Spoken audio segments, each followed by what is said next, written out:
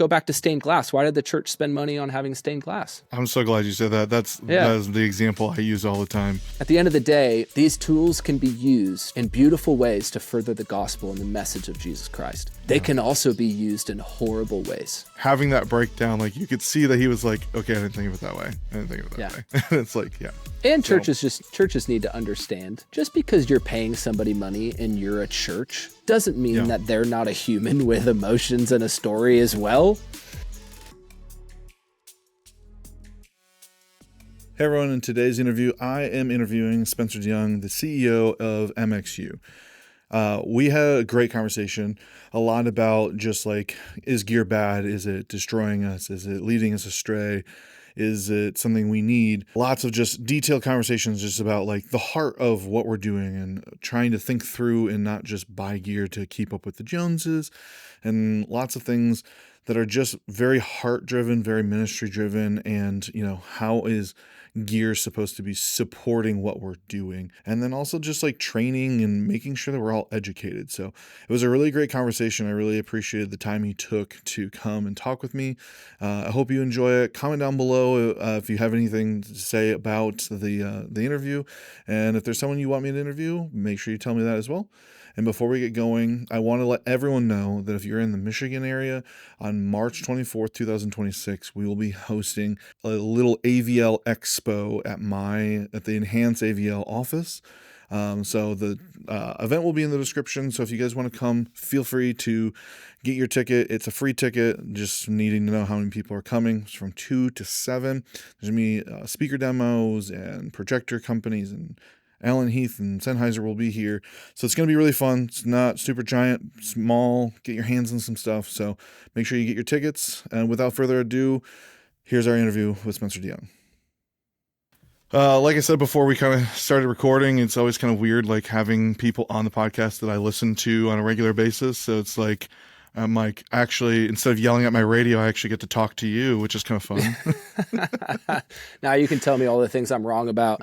I feel like it's unfair. I have listened to some of your episodes. I should have listened to more, so I felt like I knew you just as well. But it's cool. It's all good. I mean, I feel like the biggest thing that's really hard in this medium is that like everything that we are talking about, everything you guys are talking about, there's so many caveats that can be placed where it's like, there's 10 different scenarios, but it's like we have to kind of generalize a lot of times to like not spend 5 hours on a single point of our conversation. So that's why it's always so hard to, you know, like you're like, no, Spencer, like, but what about this? What about that? What about this? You know, so I feel like most people can feel that. The internet's hard. It's like sometimes I do wonder maybe we should lengthen some episodes to go a little bit deeper, and we might do that in the future because there's so much meat left on the bone, I feel like, at the end of a lot of conversations these days on podcasts. Yeah. We've kind of toyed around with the idea of like doing series. So it's like, because like listening to an hour-long podcast in this scenario is kind of hard for, you know, our viewership. And so it's like, even like, I mean, for myself, like I will take 3 days to listen to a podcast because I want to hear the whole thing. You know, if I listen to a Rogan podcast that's 4 hours long, like that will be what I listen to in the car every day until that episode is over. Mm-hmm. But not a lot of people are doing that. So it's like, I feel like we have to keep them a little bit shorter, and we still end up being like an hour on most of our conversations. Mm-hmm. So, we've toyed around with a little bit of the idea of like, hey, maybe we should just do smaller series, you know, talk about a single point that we can just get to the point of it and work through all of them. But nice. So why don't you, I mean, who are you? Like, what's your background? You know, I know I saw that you, I'm trying to remember, make sure I say it right. I think you were at Bayside, correct? Back in the day? Yeah, correct. Like what got you there? What was your role there? Kind of give us a little bit of like who you are. Yeah, absolutely. So I'm a ministry kid. I slept in pews growing up, was always in the church, and I got involved at Bayside Church, a church in Northern California, multi-site church, rather large church, at a pretty young age. Like met my wife there in the youth group at age 13. Was very, very bought in early on there at Bayside. Knew that I wanted to go into ministry. it was never really a question in my mind, honestly. I attended a very small Christian school that I could skip class for the various church things that I could be a part of, go for load in, go on little Christmas tours and this and that, and was just always at the church. And it was funny in that environment, the Christian school, they thought it was awesome. They're like, yeah, go do the Lord's work, get out of here. You don't need to learn math. So yeah, my wife and I jumped into full-time ministry together pretty early. We both graduated high school early, didn't really pursue post-grad education or anything. I didn't, at least, much, and jumped into full-time vocational ministry. I think at the time I was like full-time at the church. I think I was like 19, I want to say, maybe 18. Before that, I was a high-capacity volunteer. So, yeah, spent a good amount of time at Bayside in various roles. Over drums is my first love. So that was how I initially got involved in ministry, was drumming in church, and realized I had a passion for worship leading. I also was technical. I loved building out rigs. I was constantly tinkering around with gear and going broke, doing the 4 monthly installments on Sweetwater.com. That was a really fun season. And eventually at Bayside, over many roles, being multi-site, central, dedicated at certain campuses, and worship and technical capacity, I eventually landed in a role helping with operations and recruiting in our school of ministry. We had a school of worship ministry at Bayside, and that was kind of the last initiative that I was a part of there. That was really fun and got me pretty excited about education, and kind of leading to a lot of what I get to do today through MXU. So, reached a point where my wife and I wanted to start a family, and kind of looking at long-term future for our family and what we wanted. And it became evident that my time in vocational ministry was going to come to a close, at least for a season there at Bayside. And so I had actually stepped off staff there, and went and just worked a normal job in the software space, just a completely unrelated kind of freak thing. I was like, man, I never thought I would be doing this. And that was, there's so much to go into in that season. But ultimately, it was a number of years later that some friends of mine at the time had reached out, Lee Fields being one of them, and Andrew Stone and Jeff Sandstrom, the founders of MXU, were just starting to dream about what would it look like for MXU to not just be an events company, or really, those who've been around MXU for a long time know we used to do mixing workshops. That's how we started. And that's when I jumped in at MXU. And in 2019 was really when we kind of got the wheels off the ground, and the rest is history. So that's a little brief part about me. Still very actively involved in the local church. Been a part of church planting, a lot of different types of church capacities, as elder, as volunteer worship leader, as creative, free creative director, all the different things as we've since left full-time vocational ministry. So yeah, it's a fun season we're in. Nice. I also went to small Christian school, and also they gave me their blessing to go and do everything, like that. Yeah. And we had the one kid in my class that had the pickup truck that could carry all of the AV gear. Yes. And I was like, he's got to come with me, and, 100%. Type thing. So, how big was your class? Oh, my class was 45, I want to say. Oh, we were 42. Yeah. It was. Yeah. It was honestly one of the best things that ever happened to me, was going to that school. Yeah. I don't regret it for a minute. I didn't grow up going to Christian school. I was actually in public school my whole life until my sophomore year of high school. Freshman year was it ended up going to that school was a good thing. I wasn't a drug addict or anything. It was just, it was very clear that, my friends at church and the community that I wanted was at this school. And so, it was a great time there. Yeah. We had two types of kids. They were either the overly Christian kid, family, right? That like we would go to Christian school because that's what we do. Or we had my kid's broken, I can't fix him, you fix him. Yeah. So. We definitely had that. And I was probably somewhere in the middle, if I'm being honest at the time. But at least I like to think I was in the middle. Others might say otherwise.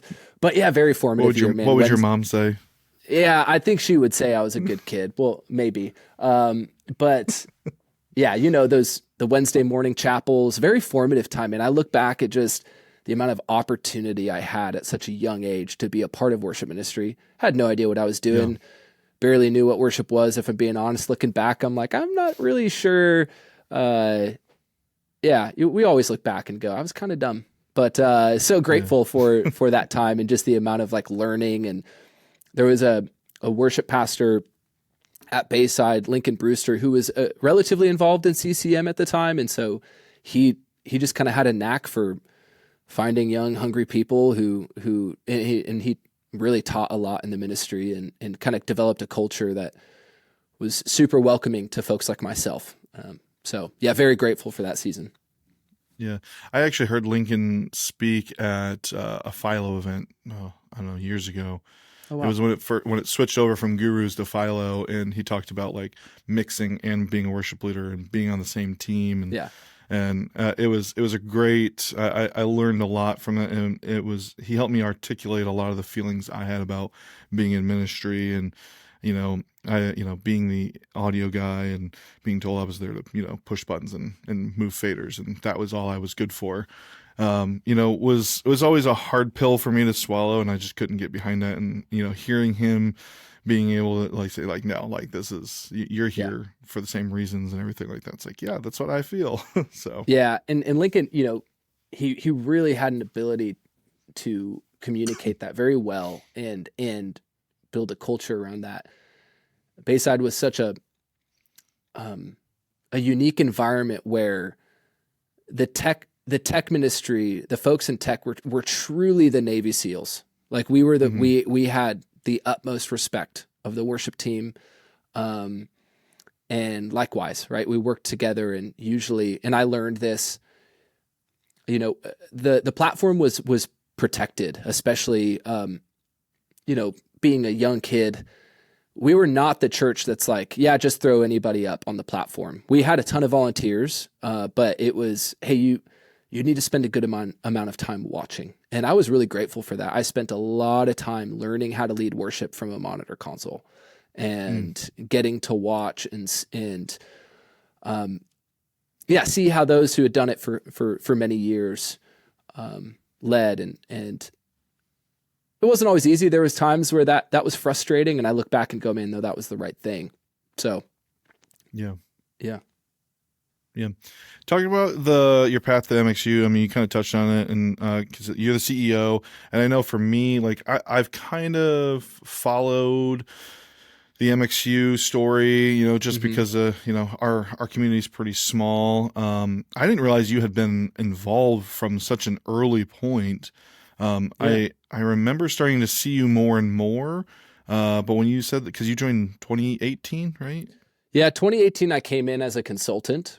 And was just advising Andrew Stone and Lee Fields and Jeff Sandstrom, as I had some knowledge in the software space, and they were moving. MXU were the first kind of steps. It was fall of 2018 when we launched the online training platform for MXU, which back then truly was just a library of training videos. It wasn't much of a platform. But we called it one. And so all that to say, that's when I came in as a consultant. Andrew Stone passed away, many know, in July of 2019. And it was at that time that Lee, Jeff, and I were I think it was after Andrew's funeral at Church on the Move in Tulsa, and we were sitting around and going, what's next? And again, I wasn't all in at MXU at that time. I was still working another corporate job and pursuing an alternate career. And I told them, I said, hey, if you guys, if you want to keep going, I think this thing's got legs. Let me know. And I think it was September.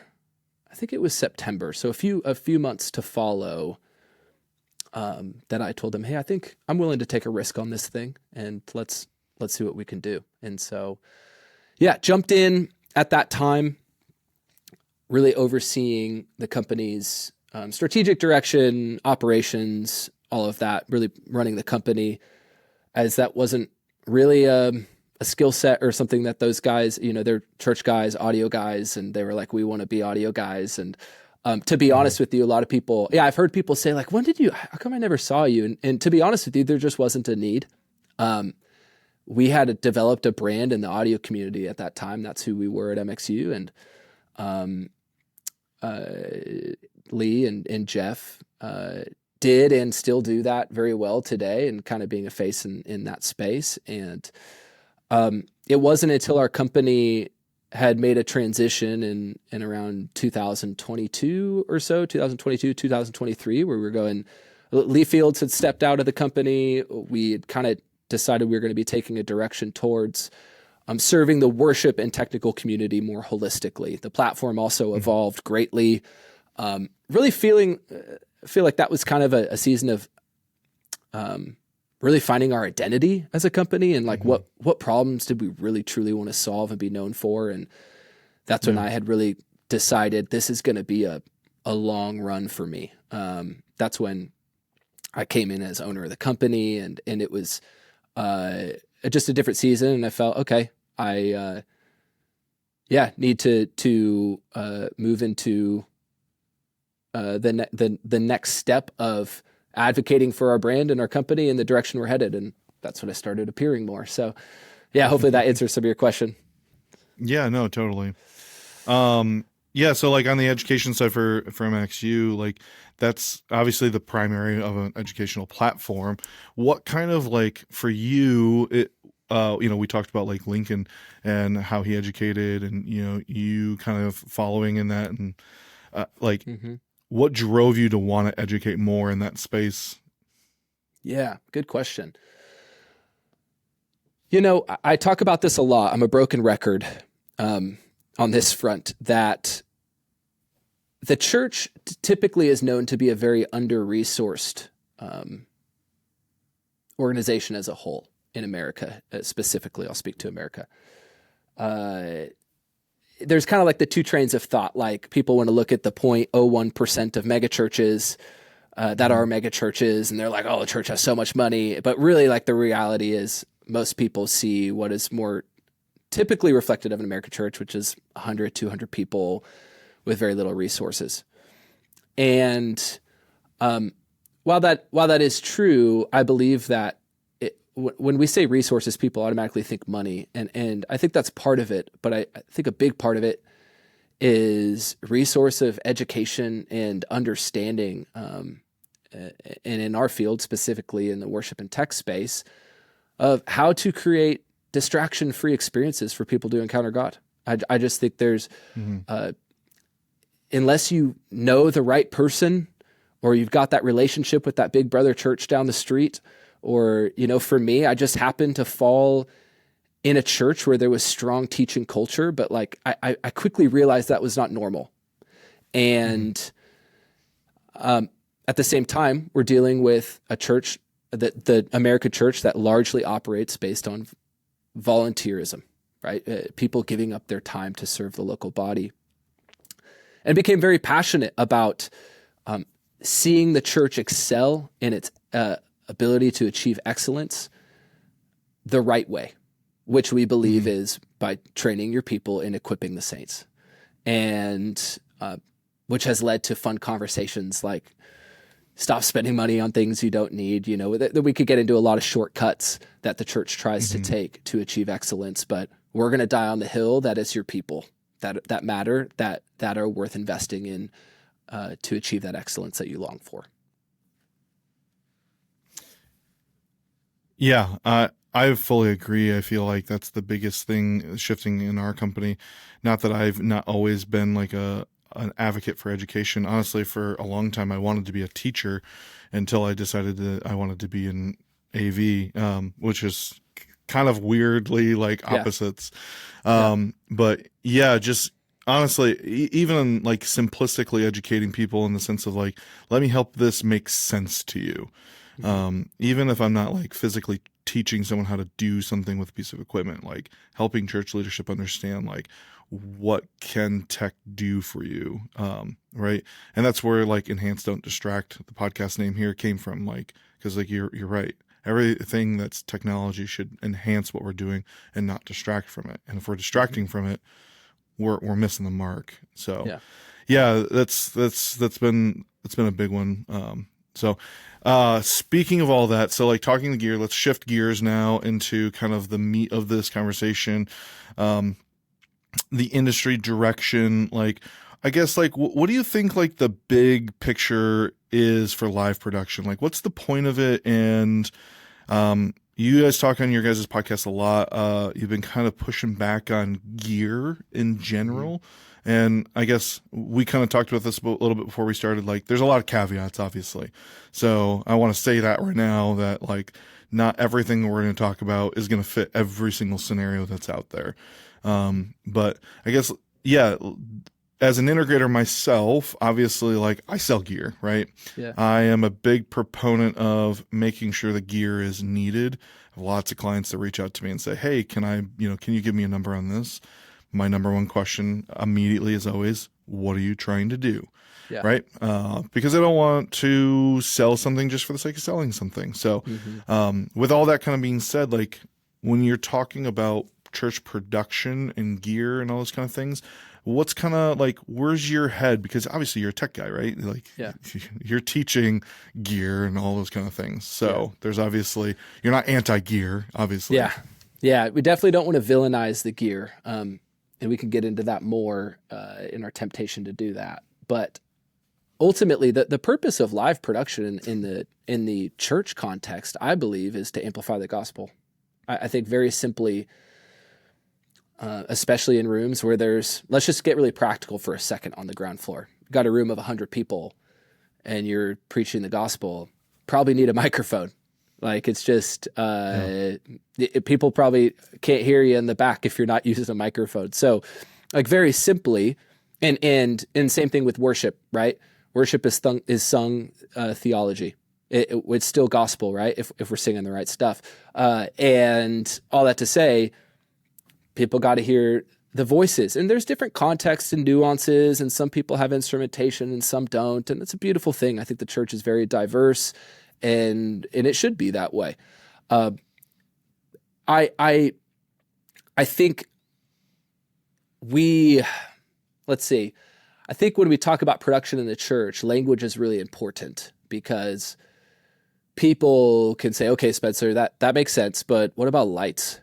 What point is that? What point does that have? What point does video have? All this stuff. And I think these are valid questions people are asking. I don't think they're unanswerable. I think very simply, we have lights in our home. When we invite people over for dinner, do we leave all the lights off? Usually not. We got the lights on so we can see each other. And very simply in the church, it's the same. People are on the platform, they're speaking. It would be kind of distracting if we couldn't see them super well, right? So we got to have lights. Okay, what about those moving lights? Well, I don't think there's any reason. Look, the church, we can go back to stained glass. Why did the church spend money on having stained glass? And that's a whole other conversation. And so, I'm so glad you said that. That is the example I use all the time. Yeah. And so now we want to talk about, we want to villainize the light. Look, at the end of the day, these tools can be used in beautiful ways to further the gospel and the message of Jesus Christ. They can also be used in horrible ways. They can be used in ways that detract from the gospel and the message of Jesus Christ. They can be used in ways that draw the attention to us and not to him, right? So what's the key difference in there? It's us. How are we operating this equipment? And that's why it always brings me back to training again. Gear is not sinful. We are sinful, right? So anytime we talk about a problem, we're usually talking about the heart of man, the sinful heart of man. Like that's just what we're dealing with. So I really am not a fan of, and haven't always done this well because I'm so passionate and sometimes can let my words be too many. But gear is not ultimately the problem, and I don't want gear to be villainized. I don't want production to be villainized in the church context. Internet is internet. Clips get put out there, and people make their own conclusions, and that's how it goes. But yeah, that's what I'd say about that. You guys started kind of talking about this whole gear thing, and I'm trying to like just articulate my thoughts here. I was gonna make a whole video. We were gonna do a podcast where we talked about like why Sweetwater is a bad thing, like why it's ruining our industry. And I mean, of course you'd say that. You're an integrator. Of course. And I use Sweetwater, as a placeholder, put in your favorite, FDW, full compass, whatever, there's a bunch of them out there. And I say that not because like, I think that they themselves inherently are bad, for the industry, but I look at it from the integration side of things and go, most of the people that you're talking to there, like they're industry guys, right? They know systems, right? Mm-hmm. And so like it makes you feel good, but they don't know your system. And a lot of those guys aren't taking the time to like understand what you're trying to accomplish. Some of them do. Like I've interacted with some of them that are great guys that have super big hearts for the church, and they're like, hey, let's make sure you get the right thing. But a lot of times people aren't even talking to someone. They're emailing, hey, can I get a number on this? Hey, I'm trying to do this. So like, and it's not just Sweetwater, but like, it's like that feels like a gear first mindset rather than like a systems. Like, how do I, and then it's like, oh, we've bought $5,000 worth of gear that doesn't work. So like, I mean, what's your feeling on that? Yeah, I mean, sorry. I guess let me reword that. Do you feel like that thought process is what has gotten us to this point where you feel like it's so gear? Yeah, I think I understand the question. I think you may or may not know this about me. I tend to like to operate in the black and white. I'm a recovering black and white personality. I don't know how else to say that. So I'm starting to allow more opportunity for gray in that these things require a little bit more nuance and context. It's hard when you serve the church so broadly because you see so many different facets. I think, I'll be honest, I don't pay attention too much. You probably know so much more about the inner workings of like how a Sweetwater functions in that context and how it serves the church than I do. And I may be getting off topic or not answering your question, so I apologize. Mm-hmm. But I do what I see. Integrators, there's a responsibility there, and I've had conversations. We've talked about integrators, and but I think a lot of it is, man, in this age now where we just see so much. We see so much of what's going on down the street, and in the technical community, we have a passion for gear. We love gear, and there's this what has become just kind of a cycle of gear lust and looking over the shoulder and going, what do they have and what do we have and do we need that? No. And so, yes, there is an industry pressure from folks at Sweetwater. Yeah, their job is to sell gear. 100%. Yeah. You're an integrator, like selling gear is part of your job, right? So there's, and that's how the world goes around. So I'm not, I get that. think in the church we need to be more educated to and more reasonable with ourselves and our circumstances to go, what's truly going to serve our church well when it comes to equipment purchasing. And ultimately, we need to draw people back to the gospel and the message of Jesus. And money can do a lot to further the kingdom. And so people always ask, like, what's the cost? I already got it in my budget. I'm like, okay, put your shepherd hat on for a second. Whether you're volunteer or you're paid staff in the church, zoom out for a minute and go, what does the Bible what does the Bible teach us? What did Jesus teach us as a church, and how we're supposed to be bearing one another's burdens, how we're supposed to be sharing the message of the gospel? It's not all clean, cut, and dry, and it requires nuance and different context. But let's go there frequently to make sure that we're in line, as especially in the technical community. Yeah. And I'd like to, don't hear me. Like, I'm not saying that Sweetwater itself is bad, right? Yeah. I think that should be the title of this episode. Sweetwater's the problem. When the one podcast where you made a comment, which obviously, like, you guys ended up having a second podcast with Jake and the Church Front guys, because everyone assumed that you were talking about them. And the title of that was like, what was it? Confronting a church integrator or something like that. Yeah, that was his idea. Yeah. That was Jake's idea. He's a marketing sicko. Oh man.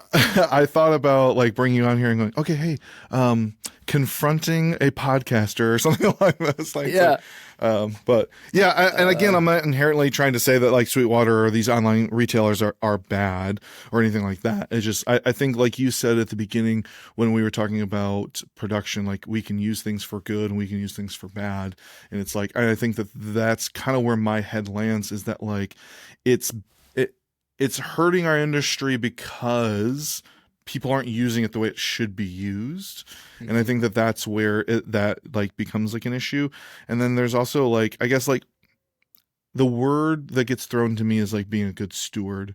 And I guess I would ask you, what would you say being a good steward is when it comes to paying for education, paying for gear, like doing budgets and stuff like that? Like, what would you say is being a good steward?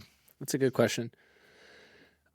Every context is going to look a little different, but I'm going to try to narrow it down in a way that's relatable to many church contexts. I think when we're spending money or advocating for spend in the church, we first have to get very honest about where this money is coming from.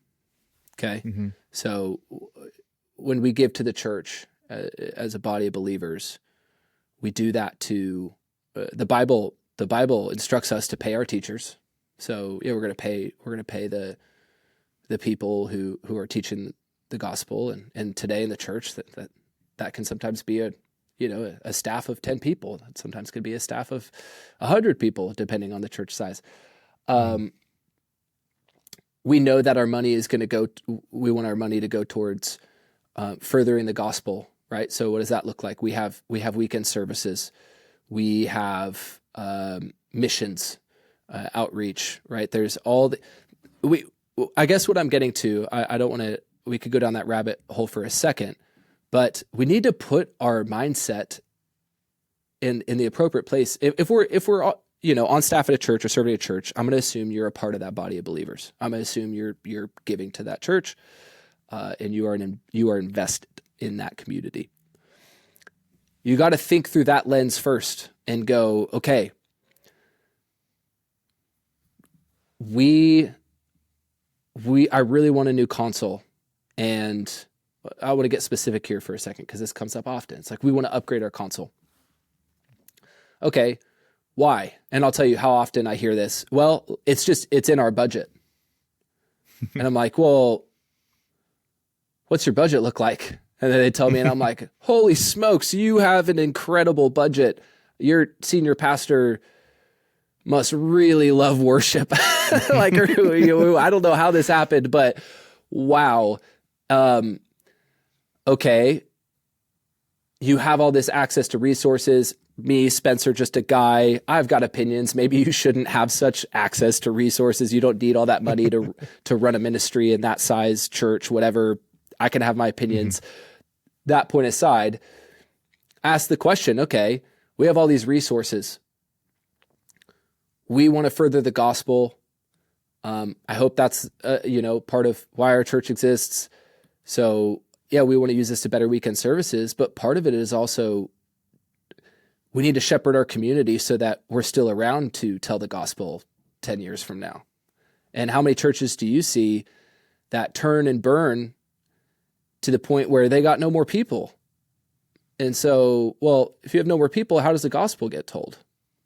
And so we're constantly reaching to go, okay, well, if we do this console, then we can reach more people. That's great. But ask yourself the question, how are you taking care of the people you have? And it's one of my favorite questions to ask the church. Of course, MXU, it's about, $1,500 a year for a church to invest in MXU. And for some churches, that's a massive sacrifice. And for some churches, that's a rounding error.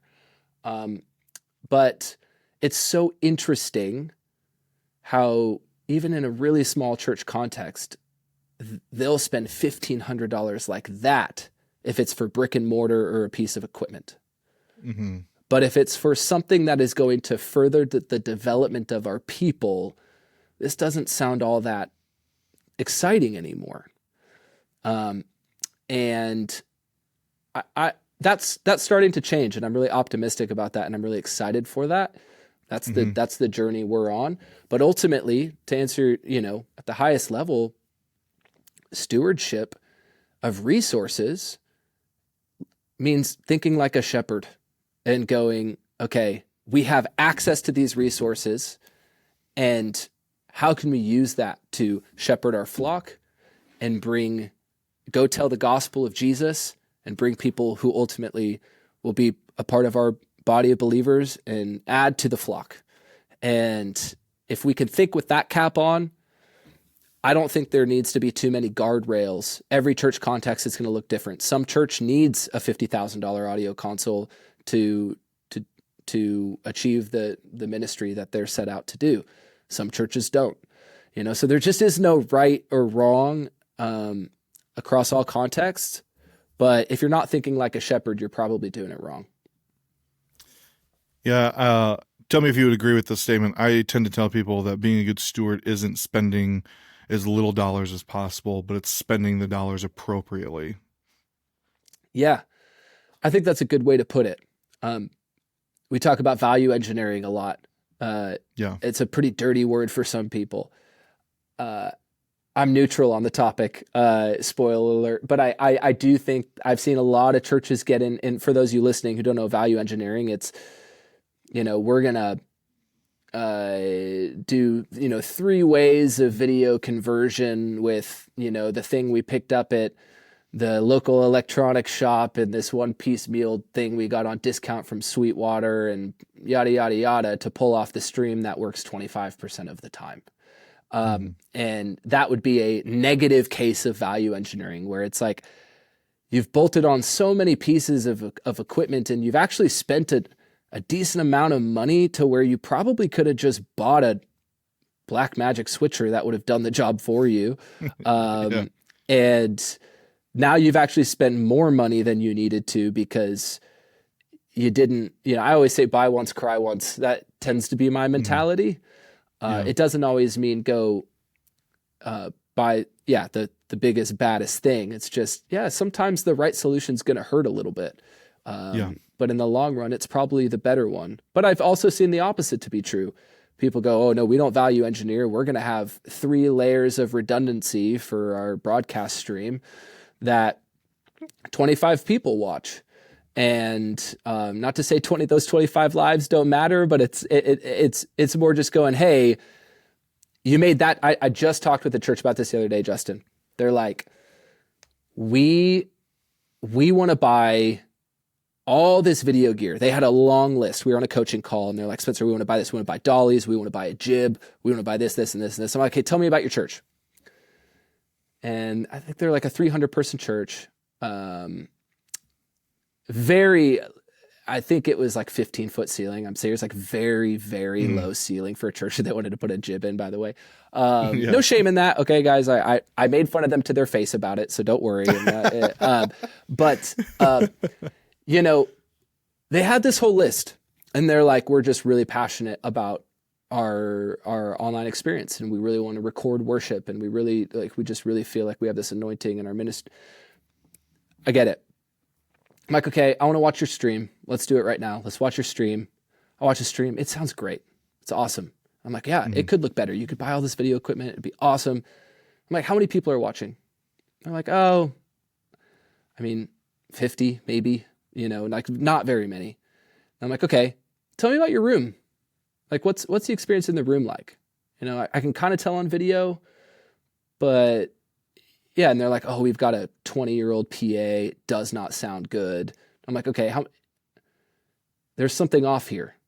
Like you have 300 people in the room. And if I'm guessing just based on what you've told me, and I can even see how the PA is positioned, what you're using, it doesn't sound good. But you want to go, and you could probably purchase a new PA for what you're looking to spend on video.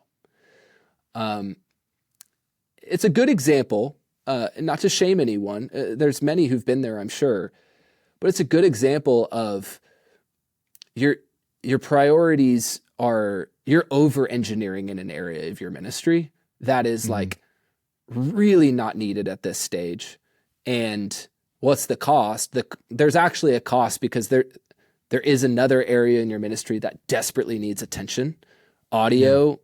I'm an audio guy, so sorry, I'm biased. Audio's king in any church. If you're putting any priority over audio, you're doing it wrong. Like people need to hear. And so I just think in this day where everything is so visual, and we can change the audio and post so it looks good on Instagram, it looks good for the video. Like we can change all that, but we need the capture. And so we got to make sure we got this lens and that. And all right, my blood pressure's getting a little up. Okay. But I think that is some areas where I see us over engineering in the local church. Yeah. And I think that, so like that leads me into this next part here. And I'll say this before we kind of like shift into this, well, not shift, but like keep talking about it. But yeah, this idea of not that many people, we've got like 50 people online. The average church in America is like 75 people. Yeah. And exactly. like, now I've had clients that have come to me and they're like, we have 6 people watching. We want to spend $50,000 on our live stream. And it's like, I struggle with that, and it's like, but then it's like, I have churches of 100 people that are getting 700 people watching their live stream. Yeah. And it's like, but they spent $5 on it. Right. It's because there's a level of like, people don't really care. If the gospel's being preached, people will find it. Right. Mm-hmm. I've watched churches get planted in the middle of cornfields in the middle of nowhere and blow up to 2,500 person churches. That's like, that shouldn't happen. Yeah. I wanted to talk and kind of like ask you a question. Maybe this is something you guys have at MXU. I was thinking about this the other day as I was kind of prepping for this and going, man, like we're going to have this conversation about gear and like priorities and, stewardship. And I'm like, it's like Dave Ramsey's got the baby steps for you to like get out of debt. Yeah. I wish there was like a frame, like, is there a framework that you guys have put together of like, how do you spend your dollars and cents? I haven't put a framework together. I usually like when I'm talking with a client, it's like, what's the most important thing to you guys? Right. Because it's like, I don't like compromise systems. And it's like, I had a client where we were like, this was our fixed budget. And it was like, they were trying to pull things from all these individual systems. And it was like, or we could just do this system fully because this is important to you guys. And then it's not compromised. And then we can compromise this system because we can add to it later down the road to round it out. Do you guys have anything like that? Like, what do you guys tell people? Like, it's like, I'm an integrator. So it's like, there's a level of like, I'm biased on certain things. We filmed a training course called Hack Your Church's Budget. in partnership with Church Gear actually a while back. I can send it to you so you can put it in the show notes or something for people to check out. But a great resource for people to just identify. I don't know many churches who are like, we just have an overabundance of resources and we don't know where to spend our money. Like we have way too much money. Okay. So I haven't heard that often. Usually we're trying to figure out where we can cut, where it matters most to spend. And that course talks about exactly just that. That's probably the most succinct resource we have to folks. I offer coaching to any church. I will jump on the call with any church to talk through these things as well. We obviously do routine coaching with any MXU subscriber. But yeah, I've had a lot of people reach out and just say, "Can I pick your brain? Can you just give us a third-party assessment really quick?" Because oftentimes folks are also maybe at odds with their senior leadership, trying to figure out, okay, I need to advocate for this, or my senior leader wants this, but I don't get it yet. I don't understand the vision. And that's just a very real thing. And so helping maybe put language to some of that, it's been really cool to, in this season of life, even move into, in my current church, I'm an elder. And so I have a very different viewpoint than I did in many years prior in other church contexts, to just see the ministry at a more holistic level. And it's been really cool to talk to worship and tech leaders and go, hey, there's another world outside of the world that you live in the worship and technical community. And so, I would say one of the most valuable resources is to humble yourself and learn from your local leader as well, the leader that you've submitted yourself to. Because, I'm sorry if this is offensive to some people, but they're probably going to have a better view of the big picture than you do. Mm-hmm. They might not understand technology the way you do. They might not understand that console, that Midas console you have, is one weekend away from failure. They might, Midas catching strays out here always. But all that to say, I think they might not understand that stuff, and you need to make them aware of that stuff and have the language to be able to really communicate that effectively. Mm-hmm. But ultimately having the respect for their vision, for what they see. And if you can't do that, you probably should just leave and go somewhere else. It's that simple in my opinion. If you can't do that, then you're probably not in the right environment. Yeah. We talk about like casting vision and making sure that the vision you cast for the tech ministry aligns with the church's vision, which should align with the senior pastor's vision, which then you should be able to cast that vision to the senior pastor for him to understand why you want to do what you want to do. And that hopefully should help you articulate why you need a new console. There's so many good things. So talking about all of these kind of things, obviously, we understand, we've talked about budgets. Usually we're lower budgets than what we want, all those kind of things. One of the things that I feel like I struggle with, and I know that you have relationships with a lot of integrators, you've been on the church side of things, you're kind of in the counseling side of things now. Vendor-client relationships. Mm-hmm. And getting pricing from people like me. How would you suggest churches go about it? How do you feel, especially the habit of just like shopping around for the lowest price versus like trying to build long-term relationships and partnerships? I feel like that's one of the things that I've struggled with. It's like, I don't want to just sell people like pallets of gear and stuff like that. It's like, I want to have a relationship with you. I want you to be calling me going, hey, we're thinking about this. Like, what's your thought on that? Like, I love when I get clients that call me up and go, hey, this is what I'm thinking. Like, what can I do? And I'm like, well, I know you have this, that, and the other thing. So why don't you just do that and this and this? And they're like, oh, I didn't even think about that. Like, that's great. Like, I love that. And then I've had the other clients where it's just like, oh, you were $10 more expensive than this other guy, so you didn't get the job. And it's like, okay.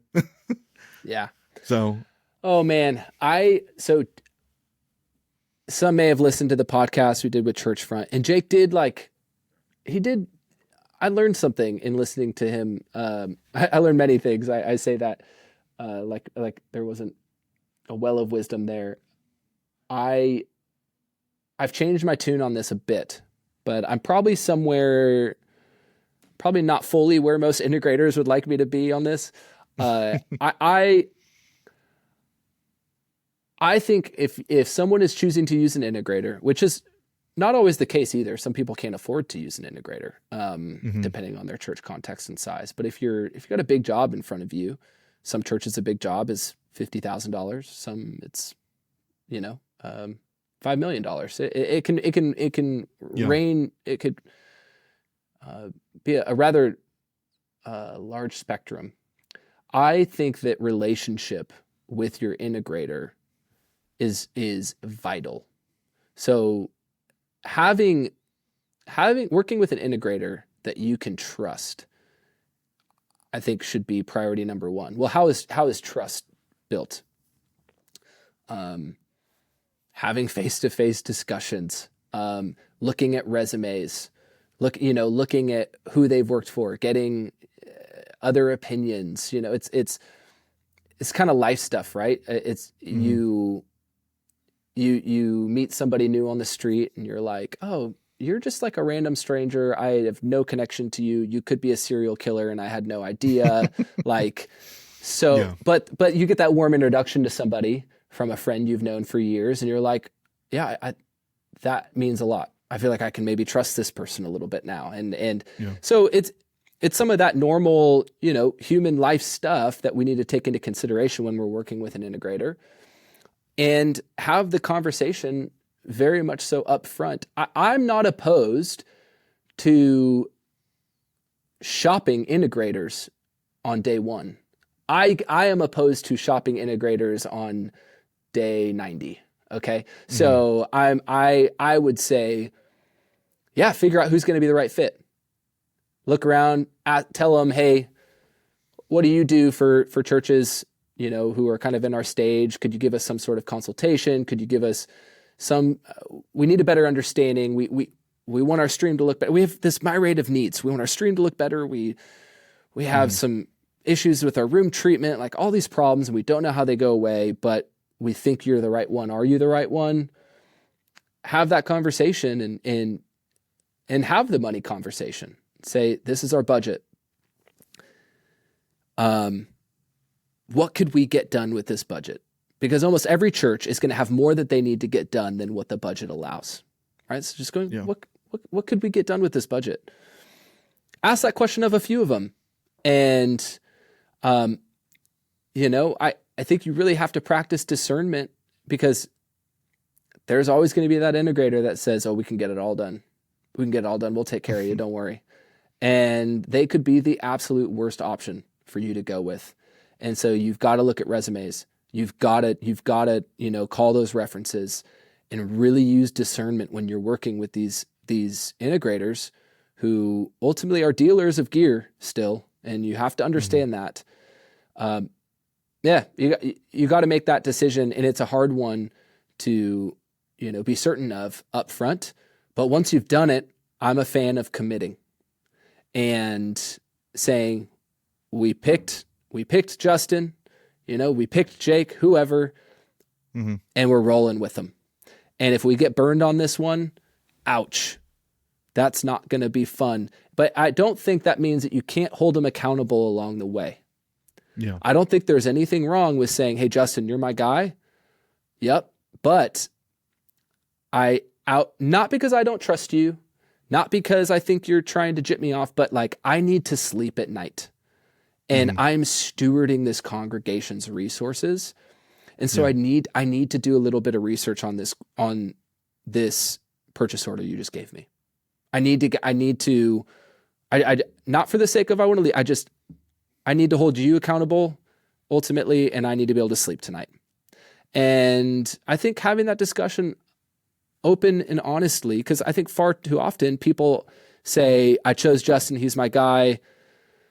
I'll sign whatever. I'll sign the purchase order. like we already made the decision, we're using him. It's like, just because you made the decision you're using someone for your integration needs doesn't mean that you can just be, ignorant throughout the rest of the process.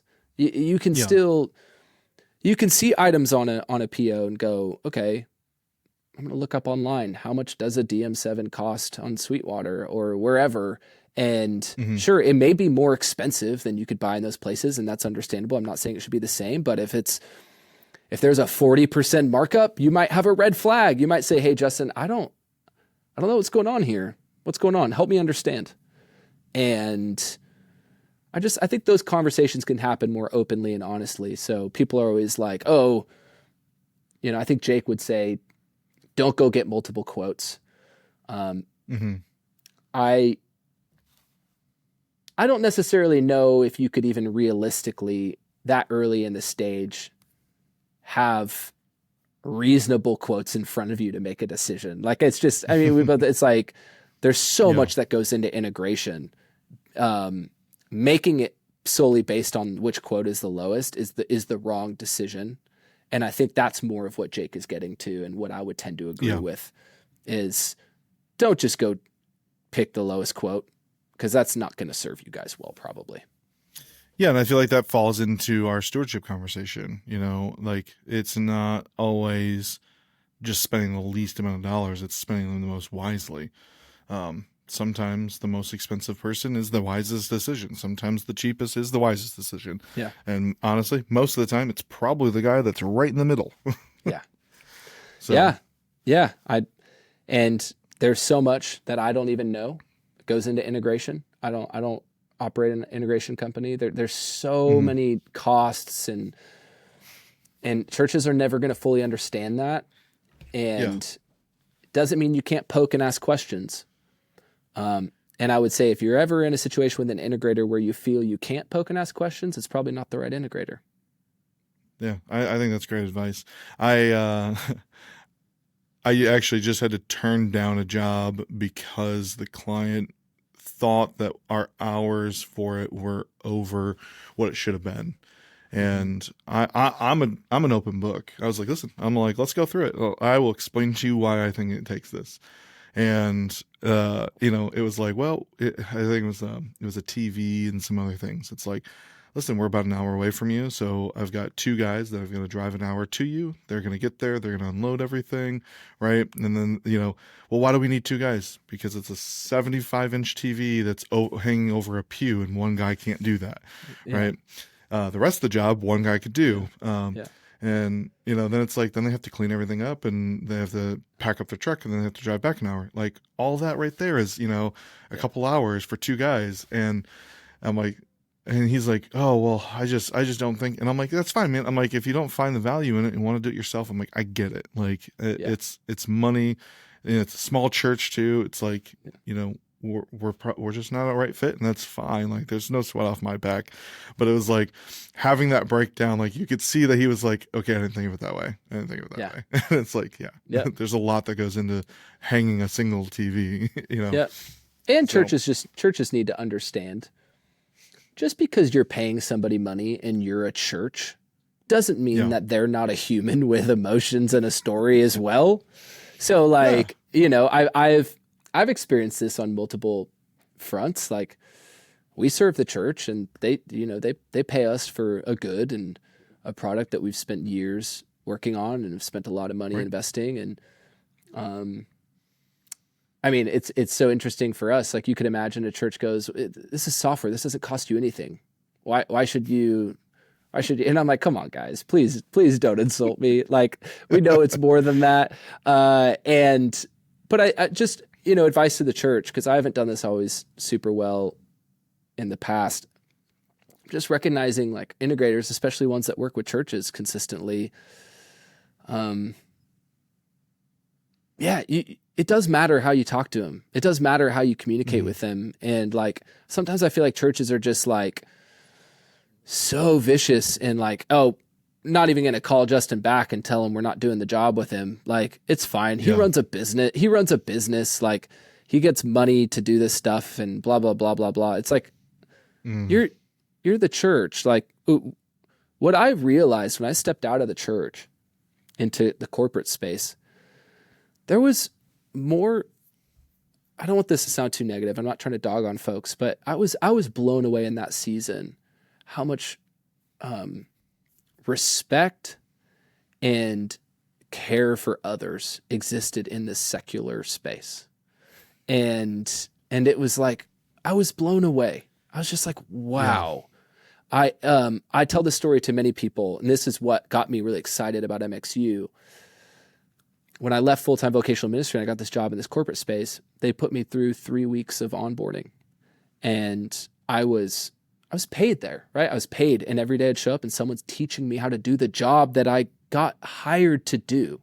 Like they're paying me to do a job, which means I should be able to come in and day one instantly be able to provide value to the organization. But they're like, no, we care so much about your success here. We want to train you in this area.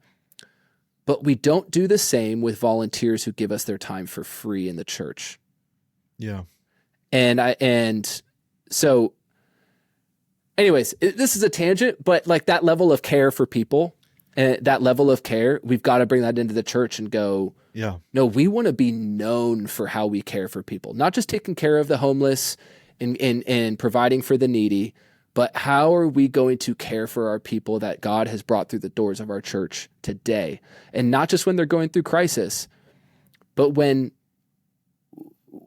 they're in a state of open-handedness and wanting to serve our church, how can we help them grow in their gifts and be proactive about how we care for our people? So do the same for integrators, people who I know so many integrators, just be real here. I know so many integrators who are pretty church hurt, who have left the church vocationally because they have so much hurt from the church, but they know what they know, and so they naturally move into the integration space because moving into another vertical isn't as natural. And so they're like, okay, well, I'll do integration, and this is my way to, use the gifts I have, but I can stay kind of at arm's distance from the church. I know a lot of people in that camp. It's really interesting.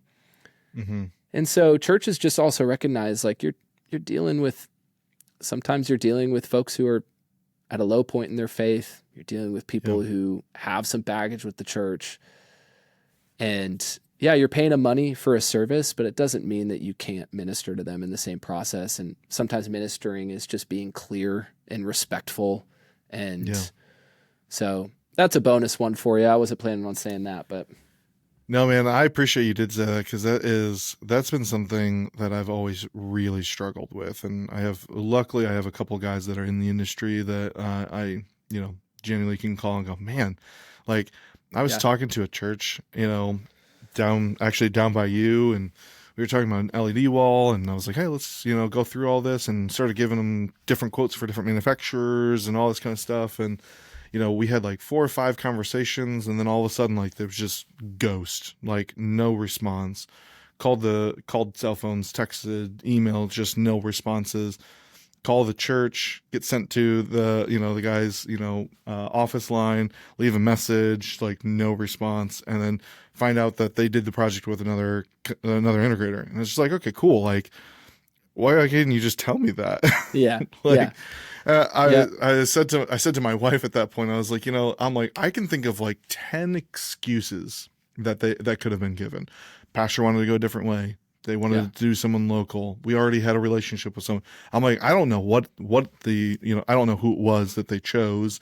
But I know that I saw pictures of the project being done. So and it's just like, that happens, I would say, every 3 projects or so, where it's just like, and it's just like, I don't understand, like, as a Christian, like, how you can just like think that that's okay. And then it's like, but you're right. I don't get that from the secular world. Like, if they don't think it's working, or they think I'm too pricey, or they just don't think that I have the ability to do it, they just come out and say, hey, listen, like, we just don't think this is right, and we're going to go in another direction. And, and it's like, man, like, I can respect that so much more, because it's like, I don't have to win every project. It's just like, I want to know that, like, you valued my time, and, that we're not just like disappearing. And it's just like, man, I've always kind of chalked it up. People just don't like conflict. Yeah. And, sometimes we can lack professionalism in the church. And, I think that's something that we can always strive to grow in the church context. And man, I also, another freebie for those churches out there listening, don't ever ask or stop asking companies that solely work with churches if they have nonprofit pricing.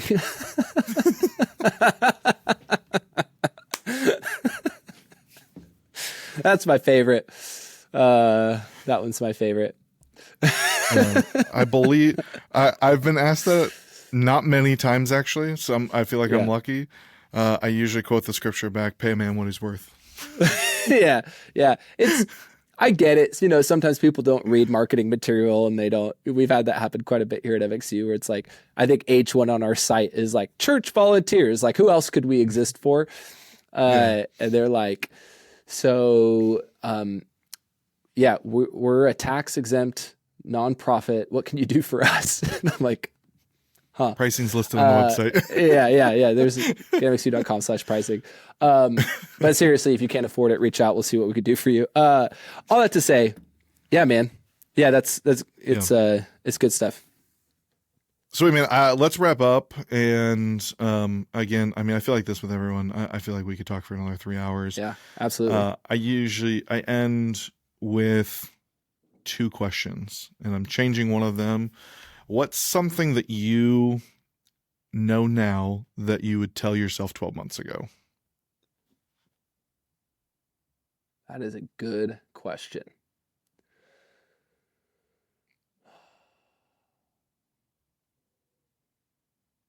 I would say something I've been learning recently.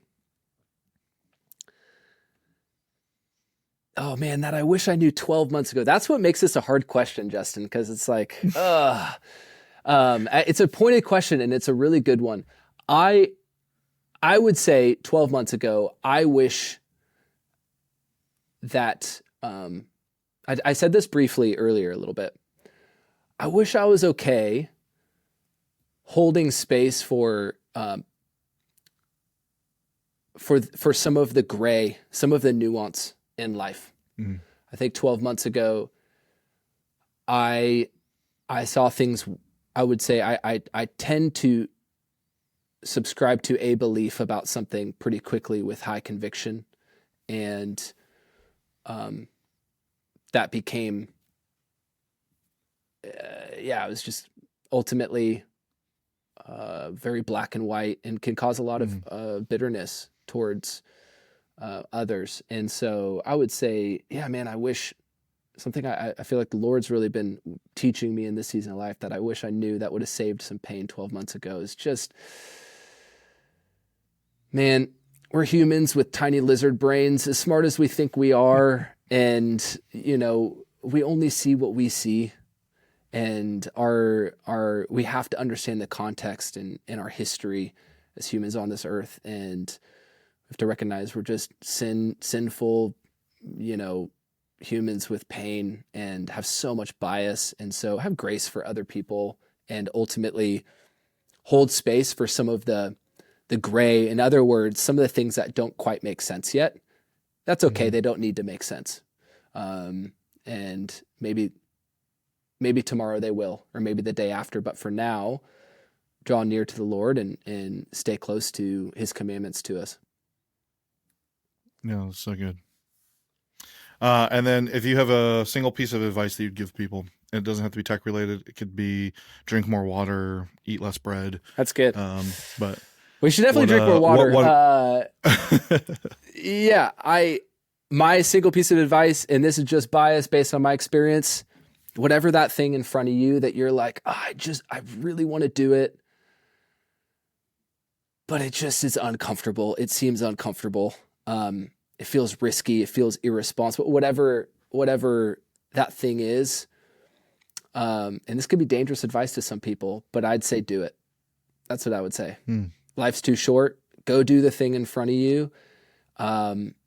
Unless it's like fentanyl or something like that. Go do the thing that is making the highlight reel right there. Yeah. Go do, make sure it's God honoring and so on and so forth. But yeah, life's too short. Don't give in to fear. Or the what ifs. Go do that thing right now. Yeah. No, that's good. Yeah. Dude, Spencer, thank you so much for coming on. Honestly, this really does mean the world to me to have you here and be able to meet you face to face kind of. We actually met at Philo this last year for like about 3 seconds. I vaguely remember that. Yeah. Well, because I had just interviewed Jeff and you guys it was right before his LV1 class. And I like walked up and said hi, and I didn't really know who you were at the time, so my apologies. But no sweat. Yeah, man, I really do appreciate you taking the time. Absolutely. So. Hopefully we'll have to get you on our podcast. We can do more together, and it'd be fun to continue to grow the relationship and support each other. Yeah, man, that'd be fun. Outside the obvious, MXU, how can people reach out to you if they want coaching and all that kind of stuff? Yeah, getmxu.com.